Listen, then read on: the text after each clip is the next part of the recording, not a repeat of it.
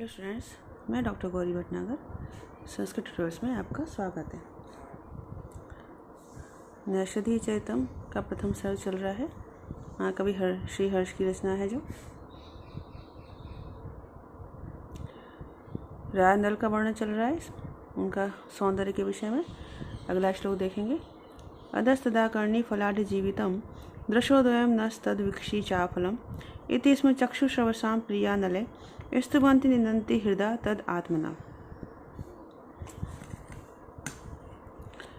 अब यहाँ पर चक्षुश्रवसा अर्थात नाग को चक्षुश्रवसा क्यों कहा गया है? क्योंकि सर्प जाति जो है वो आँखों से ही देखती, आँखों से ही सुनती है, तो इनको चक्षुश्रवा कहा गया था। इनकी आँखें ही इनकी श्रवमिस कान है। तो चक्षुश्रवसा नागों की प्रिया स्त्रियां, नागों की स्त्रियां तदा आत्मनः हृदय, उस समय अपने हृदय से नल के विषय में, नल के संबंध में अधः यह अर्थात यह नल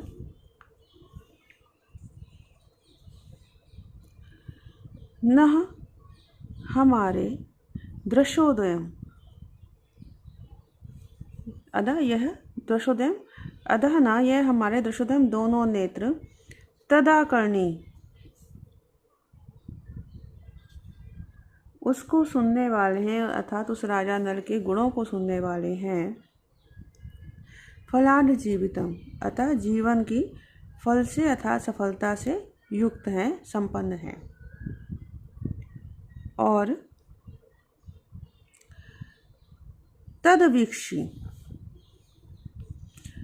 तदवीक्षी आफलम, और उसको अवीक्षी देखने वाले नहीं हैं, अतः निष्फल हैं।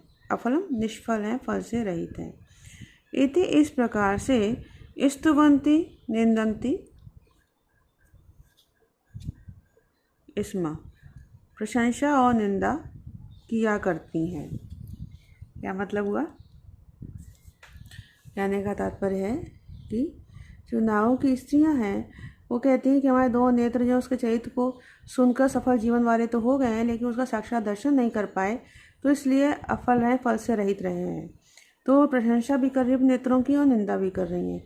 क्यों? क्योंकि नागों की स्त्रियां नाग पाताल में निवास करती हैं, तो वे पृथ्वी लोकवासी नर के गुणों को सुन तो लेती हैं लेकिन दर्शन नहीं कर पाती।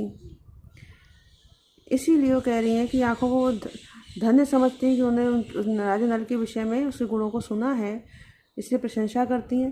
लेकिन पाताल लोक में निवास करने के कारण वे दर्शन नहीं कर पा रही नल के, तो इस प्रकार अपने को असमर्थ समझकर वो अपने नेत्रों को अधन्य समझती है और उनकी निंदा भी करती हैं।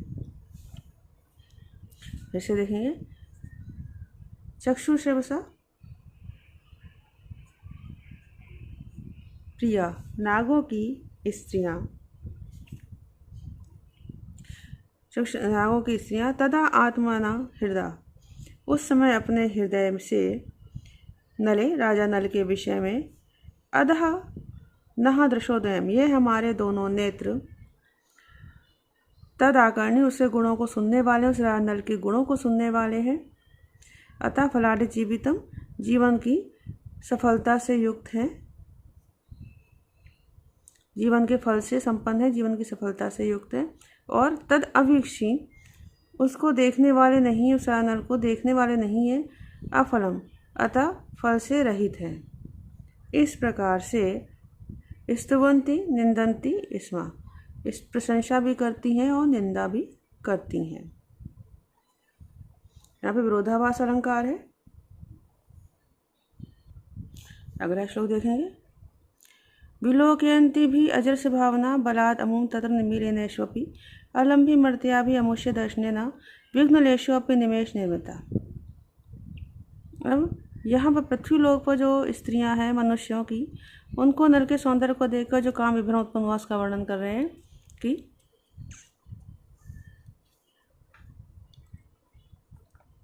अजस्र भावना बलात्, निरंतर चिंतन किए जाने के बलात् प्रभाव से, निरंतर भावना के चिंतन किए जाने के प्रभाव से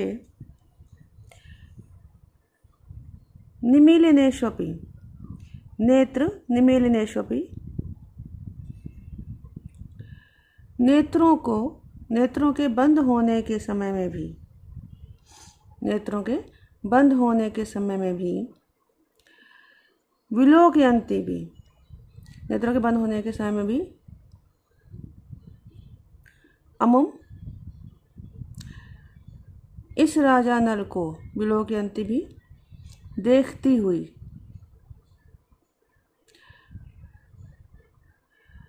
मर्त्या भी अमुष्य दर्शने, मर्त्या भी अमुष्य दर्शने, मानवीय स्त्रियों ने अमुष्य उन राजा नल के दर्शन के संबंध में निमेष निर्मितः विघ्नलेशा अपि न अलम्भी, निमेष निर्मितः पलक को झपकाने के समय से निर्मित विघ्न का लेश मात्र भी न अलम्भी, नहीं प्राप्त किया।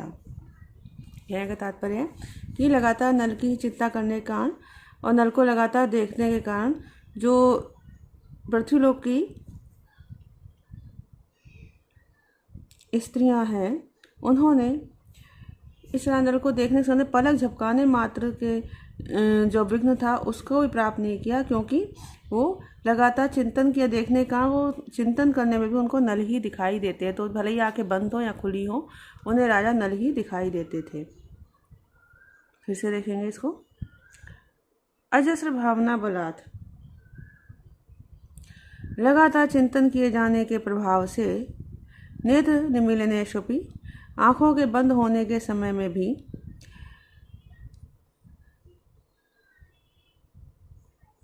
अमुम विलोकयन्ति भी, इन राजा नल को ही देखती हुई, विलोकयन्ति भी देखती हुई, मर्त्या भी मानवी स्त्रियों ने अमुष्य उन राजा नल के दर्शन के संबंध में निमेष निमित्ता पलकों को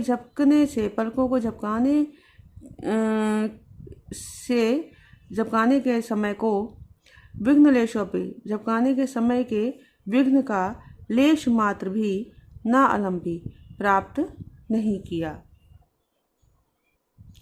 तो यहाँ पर एक तो विरोधाभास अलंकार है और दूसरे नेत्र निमीलन, नेत्र को बंद करने रूपी कारण के विद्यमान होते हुए भी विघ्न रहित दर्शन हो रहा है।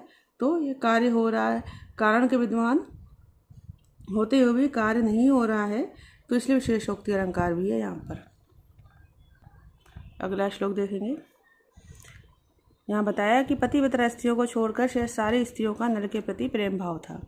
नाका निशि स्वप्नगतम ददर्शतम जगात गोत स्खलिते चाकानतम तदात्मता ध्यात धवारते चाका चकारवाना स्वप्न स मनोभवो उद्भवम। अब कह रहे का निशि तम स्वप्नगतम ना ददर्श, किस स्त्री ने तम उस रायनल को स्वप्नगतम, स्वप्न में आए हुए नहीं देखा। काचा गोत्र स्खलिते तम ना जगात, और किसने गोत्र स्खलिते नाम के स्खलित होने पर, अर्थात नाम स्खलन में, नाम लेने में गलती होने पर तम उस राजा नल को ना जगात नहीं कहा, अर्थात पति का नाम लेने की जगह राजा नल का नाम नहीं लिया। चा और रते तदात्मता ध्यात धवा, और रति क्रीड़ा के समय तदात्मता उसको अर्थात नल के रूप में आत्मता अपने पति का ध्यात धवा चिंतन करने वाली कावा किस स्त्री ने समनोभव उद्भव अपने काम भाव का प्रकाशन नाचकार नहीं किया।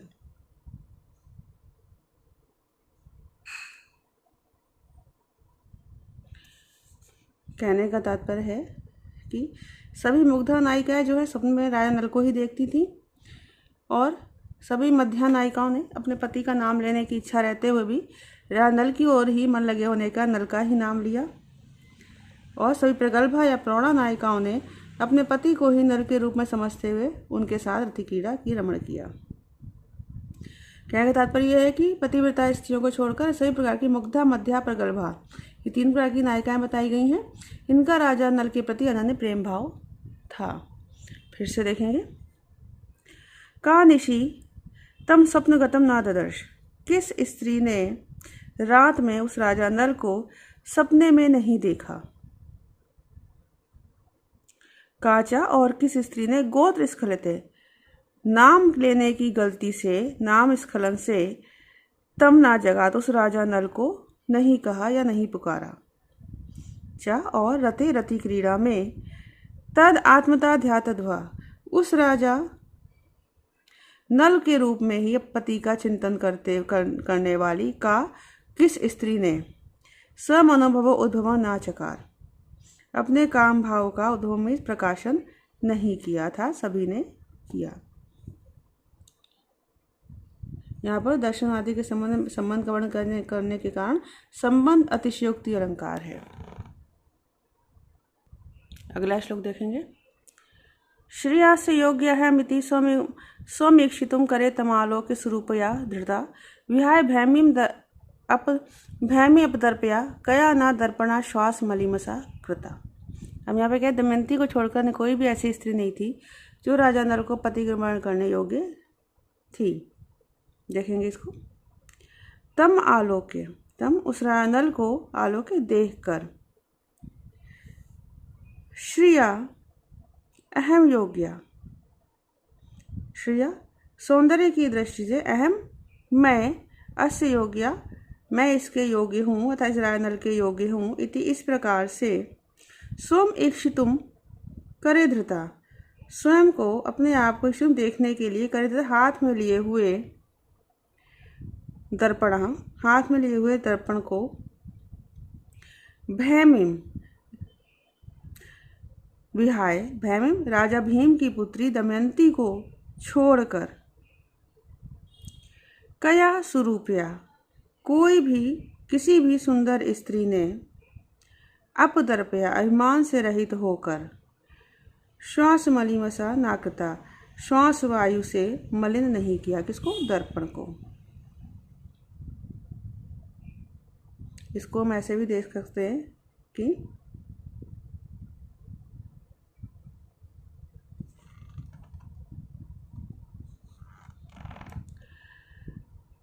तम आलोके उस राजा नल को देखकर, श्रिया अहम अस्य योग्या सौंदर्य की दृष्टि से मैं इस राजा नल के योग्य हूँ, इति इस प्रकार से स्वयं अपने आप को ईक्षितुम देखने के लिए, करे धृता हाथ में लिए हुए, दर्पणा दर्पण को, या इसको हम ऐसे देखें कि भैमी विहाय राजा भीम की पुत्री दमयंती को छोड़कर, तम आलोक उस राजा नल को देखकर, श्रिया सौंदर्य की दृष्टि से, अहम अस्य योग्यम मैं इस राजा नल के योग्य हूँ, इति इस प्रकार से स्वम ईक्षितुम अपने आप को स्वयं को देखने के लिए, करे धृता हाथ में धारण किए हुए, हाथ में लिए हुए, दर्पणा दर्पण को, कया स्वरूपया किस सुंदर स्त्री ने, श्वास मलिमस अपदर्पया अभिमान रहित होकर, श्वास मलिमसा ना कृता श्वास वायु से मलिन नहीं किया। कहने का तात्पर्य यह है कि सौंदर्य के अभिमान में चूर स्त्रियां नल के चित्र को देखकर कहती थी कि मैं ही इनके योग्य हूँ। फिर शीशे को हाथ में लेकर जब देखती थी तो उन्हें नल के सौंदर्य की अपेक्षा अपना सौंदर्य कम दिखाई देता था, कम लगता था, और उनका अभिमान जो था वो टूट जाता था, नष्ट हो जाता था। तो ऐसी स्थिति में वो दुखपूर्ण गहरा श्वास छोड़ती थी, इससे दर्पण भी मलिन हो जाता था। इसको यहाँ पर बताया गया है। अगला श्लोक देखेंगे। ये श्लेष अलंकार का उदाहरण है। इसमें बताया गया कि दमयंती को नल के प्रति प्रेम भाव उत्पन्न कराया गया था और इसके लिए कामदेव को काम भाव को दमयंती मन में बलपूर्वक प्रवेश कराया गया था। देखेंगे। यह तो ही माना खलु भोग भोजना प्रस्य वैरोच निजस्य पत्तनम विदर्भ जाय मन्न तथा मनो अनलावरुद्धम वैसैव वेशिता। अब कहते हैं यथा जिस प्रकार से भोग भोजना अर्थात भोग कहते सांप को, भोजना सांप को खाने वाले, अर्थात जिसका भोजन सांप है। कौन है? गरुण। तो जिस प्रकार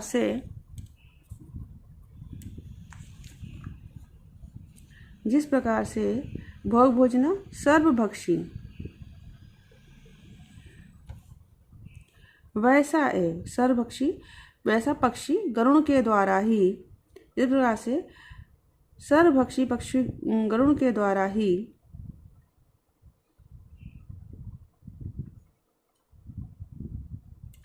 उहिमाना ले जाया जाता हुआ मदना प्रद्युम्न वैरोच निजस्य बाणासुर के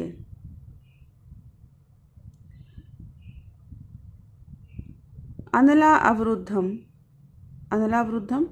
आग से घिरे हुए पत्तनम नगर शोणितपुर में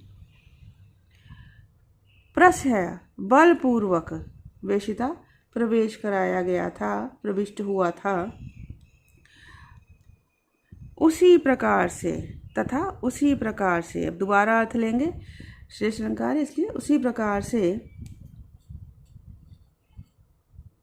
मदना कामदेव भी वैसैव युवावस्था की सहायता से, युवावस्था के द्वारा ही, उसी प्रकार से कामदेव भोग भोजना विषयों का भोग कराने वाली वैसैव युवावस्था के द्वारा ही उहिमाना प्राप्त हुआ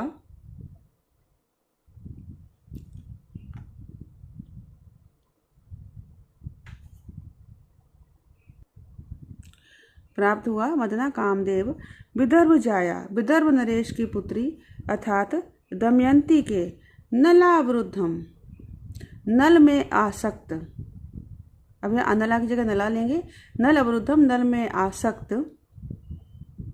मन में वेशिता प्रविष्ट हुआ। नलावरुद्धा मना नल में आसक्त मन में प्रस्या बलपूर्वक वेशिता प्रविष्ट हुआ। यहाँ पर एक पौराणिक कथा की ओर संकेत है कि ऐसा विष्णु पुराण में कहा गया है। क्या कहा गया है कि बाणासुर जो था उसकी, अच्छा बाणासुर कौन है? वैरोचन क्यों कहा है?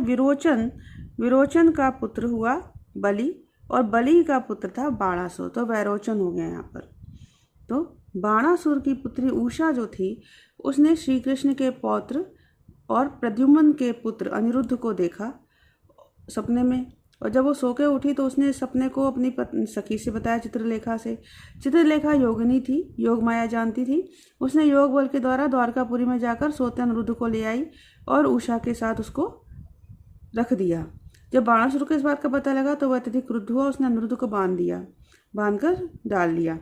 नारद के द्वारा जब बात कृष्ण को पता चला तो श्री कृष्ण ने बलराम और प्रद्युम्न के साथ गरुड़ पर चढ़कर बाणासुर के नगर पहुंचे, शोणितपुर में, जो कि चारों ओर से प्रज्वलित अग्नि से घिरा हुआ था, और युद्ध में बाणासुर को हराकर श्री कृष्ण ने अनिरुद्ध को वहां से छुड़ाया था। ये विष्णु पुराण का उदाहरण है, इस कथा को यहाँ पर लिया गया है। फिर से देखेंगे एक बार। यथा जिस प्रकार से खलु निश्चित रूप से भोग भोजना सर्वभक्षी वैसा है पक्षी गरुण के द्वारा ही उहिमाना ले जाया जाता हुआ मदना प्रद्युम्न वैरोच निजस्य बाणासुर के अनलावरुद्धम अग्नि से घिरे हुए पतनम नगर शोणितपुर नगर में प्रस्यवेशिता बलपूर्वक प्रविष्ट हो गया था, तथा उसी प्रकार से भोग भोजना विषयों का भोग कराने वाली वैसा व्यवस्था के द्वारा ही उहिमाना प्राप्त हुआ मदना कामदेव विदर्भ नरेश की पुत्री दमयंती के नलावरुद्धम मनः नल के प्रति आसक्त मन में प्रस्यावेशिता बलपूर्वक प्रविष्ट हो गया। तो यहाँ पर श्लेष अलंकार स्पष्ट रूप से। तो इस वीडियो में इतना ही। साथ बने रहने के लिए धन्यवाद।